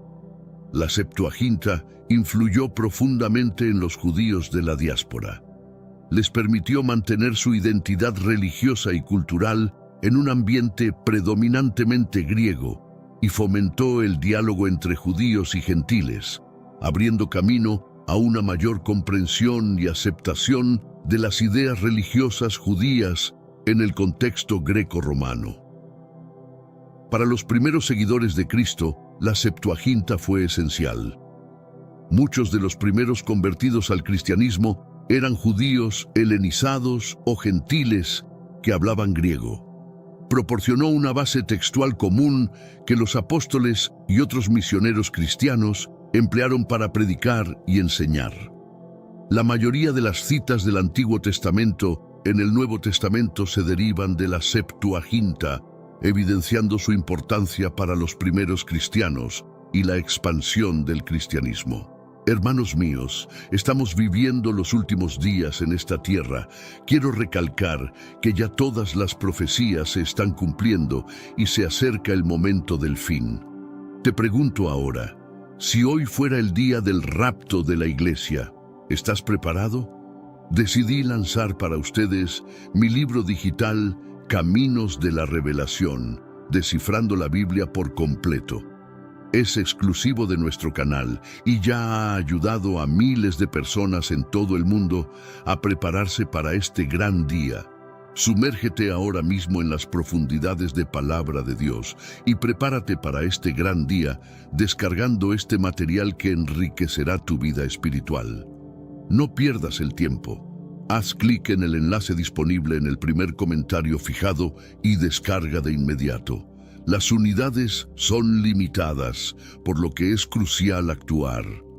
Ahora, para asegurar el acceso a este poderoso material, hazlo ahora antes de que se acaben las unidades. Su uso permitió que las enseñanzas de Jesús y los escritos de los apóstoles se difundieran rápidamente a través del Imperio Romano. La Iglesia Ortodoxa griega ha mantenido una conexión especial con la Septuaginta desde sus comienzos. A diferencia de otras tradiciones cristianas que prefieren el texto masorético hebreo, la Iglesia Ortodoxa ve la Septuaginta como la versión autorizada de las Escrituras hebreas. Esto se debe a que los primeros cristianos helenizados la usaban y creían que preservaba mejor algunos aspectos del texto original. En la liturgia ortodoxa se leen y cantan regularmente textos de la Septuaginta, preservando una tradición que se remonta a los primeros días del cristianismo. Los teólogos ortodoxos también recurren a la Septuaginta para interpretar y explicar las doctrinas y prácticas de la fe, considerando que esta traducción captura de forma única la esencia de las escrituras hebreas. La influencia de la Septuaginta no se limita a la religión, sino que se extiende a la filosofía y cultura griega. Numerosos principios teológicos cruciales en el cristianismo, como el concepto de logos o verbo, tienen raíces en la filosofía helénica y en la teología hebrea. En el Evangelio de Juan, Cristo es caracterizado como el logos, un concepto que hallaba eco en el público griego, acostumbrado a considerar el logos como la fuerza ordenadora del universo. Esta integración facilitó que las doctrinas cristianas se volvieran más accesibles y aceptadas entre los intelectuales de Grecia y Roma. La adopción de ideas filosóficas griegas dentro de la teología cristiana proveyó un fundamento sólido para la propagación del cristianismo a través del mundo greco-romano, permitiendo una interacción fluida entre diversas tradiciones culturales y espirituales. Aparte de su función espiritual, la Septuaginta ha tenido un impacto perdurable en la esfera educativa y cultural. Durante muchos siglos se utilizó como texto esencial en la enseñanza del griego dentro de instituciones cristianas. Su relevancia se extendió hacia la literatura, las artes y la música, inspirando una miríada de obras a lo largo de la historia. La metodología y el cuidado aplicados en su traducción se convirtieron en modelo para futuras traducciones bíblicas. El esmero en su realización estableció un estándar para traductores posteriores, asegurando que los textos sagrados fuesen accesibles a una amplia gama de culturas sin comprometer su significado original. Esta tradición de traducción persiste hoy en día, con la Biblia siendo vertida a miles de idiomas alrededor del mundo. A lo largo de los siglos, la Septuaginta ha sido centro de debates y disputas teológicas. En el siglo II d.C., los rabinos judíos manifestaron preferencia por el texto masorético hebreo sobre la Septuaginta, debido a diferencias en interpretación y texto. Esta elección se afianzó en el judaísmo rabínico, mientras que la Septuaginta seguía siendo la versión predominante entre los cristianos. Durante la Reforma Protestante, reformadores como Martín Lutero favorecieron el texto masorético hebreo para sus traducciones del Antiguo Testamento, argumentando que éste era más fiel al original. No obstante, la Iglesia Católica y las iglesias ortodoxas continuaron valorando la Septuaginta por su antigüedad y su papel en el desarrollo de la teología cristiana inicial. En la esfera académica contemporánea, la Septuaginta continúa siendo un foco central para investigadores bíblicos y teólogos. Las indagaciones actuales comparan este texto con otros documentos antiguos, como los manuscritos del Mar Muerto y el texto masorético, para profundizar en el desarrollo y la propagación de las escrituras sagradas. Estos análisis revelan no solo las divergencias textuales y las variaciones en las traducciones, sino que también iluminan el contexto histórico y cultural en el que estos escritos fueron concebidos. El valor lingüístico y literario de la Septuaginta también es objeto de estudio. Siendo una de las primeras grandes traducciones documentadas, proporciona una perspectiva singular sobre cómo los traductores de la antigüedad abordaron la complejidad de trasladar conceptos religiosos y culturales de un idioma a otro. Este campo de estudio ha enriquecido la teoría moderna de la traducción y ha modificado nuestra percepción y práctica actual de la traducción de textos sagrados. A pesar de las polémicas y transformaciones a través de los siglos, la Septuaginta sigue siendo pertinente hoy en día. Para numerosos cristianos ortodoxos, representa la versión más fidedigna de las escrituras hebreas. Para los académicos, constituye una fuente preciosa de datos sobre la evolución textual de la Biblia y las interacciones entre culturas antiguas. Además, la Septuaginta es un recordatorio del impacto de la traducción y la importancia de hacer accesibles los textos sagrados a todas las comunidades, sin distinción de idioma o cultura. En un mundo cada vez más interconectado, donde las barreras lingüísticas y culturales siguen siendo un desafío, la Septuaginta demuestra cómo el intercambio y la comprensión intercultural pueden ser vehículos para la unión y el entendimiento.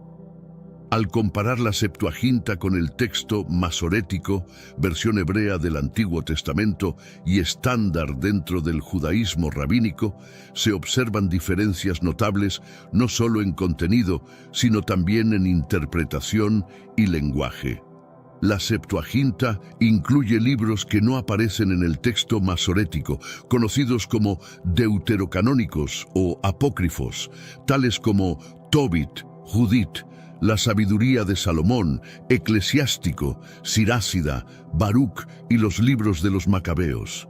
Estos escritos ofrecen una perspectiva más amplia sobre la historia y la teología judía, y han tenido un rol significativo en la configuración de la doctrina cristiana.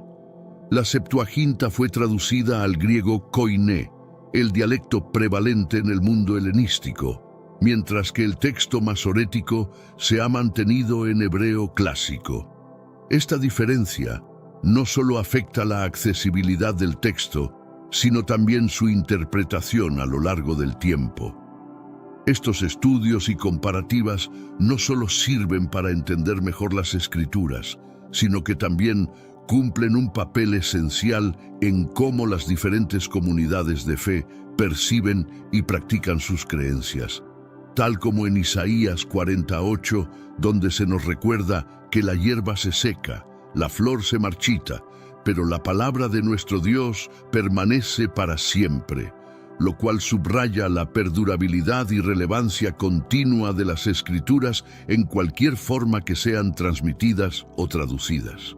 La conversión de las Escrituras al griego amplió su accesibilidad a un público diverso, incluidos los judíos helenizados y los primeros adeptos al cristianismo. No obstante, este proceso de traducción introdujo variaciones en la interpretación de ciertos textos debido a las distancias culturales y lingüísticas entre el hebreo y el griego. Un análisis importante es la relación entre la Septuaginta y la Vulgata, esta última siendo una traducción latina de la Biblia realizada por San Jerónimo en el IV siglo. La Vulgata se adoptó como la versión oficial de la Biblia para la Iglesia Católica Romana, influyendo profundamente en la teología y las prácticas litúrgicas de Occidente. Mientras que la Septuaginta se originó para atender a los judíos de la diáspora en el ambiente helenístico, la Vulgata fue creada por encargo del Papa Dámaso I, con el objetivo de homogeneizar y estandarizar las variadas traducciones latinas de la Biblia existentes en aquel entonces. Jerónimo se basó principalmente en el texto masorético y en menor medida en la Septuaginta para la traducción del Antiguo Testamento, buscando adherirse lo más cercanamente al original hebreo. La Vulgata marcó un legado duradero dentro de la Iglesia Católica Romana, no solo como un texto para la liturgia, sino también como base para el desarrollo teológico y doctrinal católico. En contraste, la Septuaginta continuó ejerciendo influencia en las iglesias ortodoxas del Este y en los primeros estudios bíblicos cristianos. La Reforma Protestante del siglo XVI propició una revisión crítica de los textos bíblicos. Figuras reformadoras como Martín Lutero optaron por el texto masorético para el Antiguo Testamento, descartando los libros deuterocanónicos incluidos en la Septuaginta y en la Vulgata. Las Biblias protestantes no incluyen los libros deuterocanónicos de la Septuaginta, adheriéndose rigurosamente a los textos del canon masorético. Esta exclusión se basó en la creencia reformadora de que estos textos adicionales carecían de inspiración divina y por ende no debían ser parte del canon bíblico. Lutero llevó a cabo la traducción de la Biblia al alemán, empleando el texto masorético para el Antiguo Testamento y el texto griego para el Nuevo Testamento. Esta obra influyó significativamente en otras traducciones protestantes, incluyendo la Biblia King James, que también omite los libros deuterocanónicos en su canon. Los hallazgos en Qumrán, descubiertos a mediados del siglo XX, son cruciales para comparar con la Septuaginta.